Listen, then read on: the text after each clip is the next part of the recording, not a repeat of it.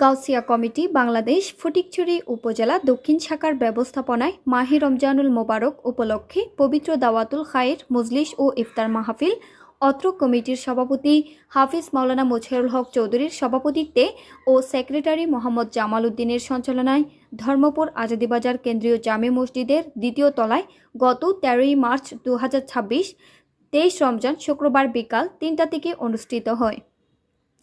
অনুষ্ঠানের শুরুতে পবিত্র কোরআন তেলাওয়াত ও নাতে মুস্তাফা পরিবেশন করা হয়। খতমে গাউসিয়া পবিত্র রমজানের তাৎপর্য ও পবিত্র লাইলাতুল কদরের ফজিলত নিয়ে দাওয়াতুল খায়ের মজলিস পরিচালনা করেন অত্র কমিটির দাওয়াতুল খায়ের সম্পাদক মাওলানা জুবাইর হোসেন আল কাদেরি।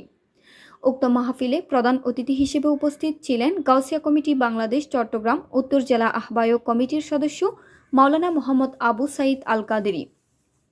বিশেষ অতিথি ছিলেন গাউসিয়া কমিটি বাংলাদেশ চট্টগ্রাম উত্তর জেলা আহ্বায়ক কমিটির সদস্য মাওলানা মোহাম্মদ নইমুল হক নইমি।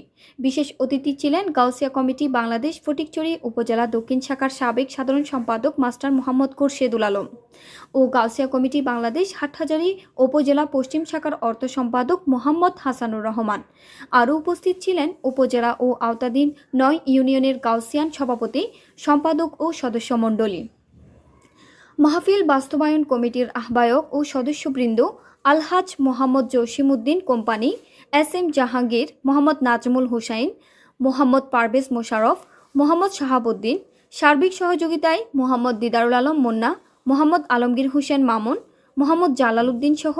এখন আমরা সেটা নিতে পারতেছি না। শুক্রবার জুমার দিন এবং জুমার দিনের গুরুত্ব আমরা বুঝি না।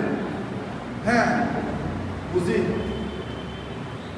পুরা সপ্তাহের মধ্যে যিনি বা যারা মসজিদে যায় না, অন্তত জুমাবার একদিন মসজিদে যাইয়া তাওয়াফ করে হইলেও আসি। বেশি দিন না যাইলে একবারে যাই যে এরকম আছি, ঠিক না? অনেক মানুষ আছে এরকম পুরো জুমায় আসতে পারে না মসজিদে, কিন্তু ওই একদিন আসে, তাও আবার বেশি নামাজের জন্য না। এরকম মুসলমান আমরা।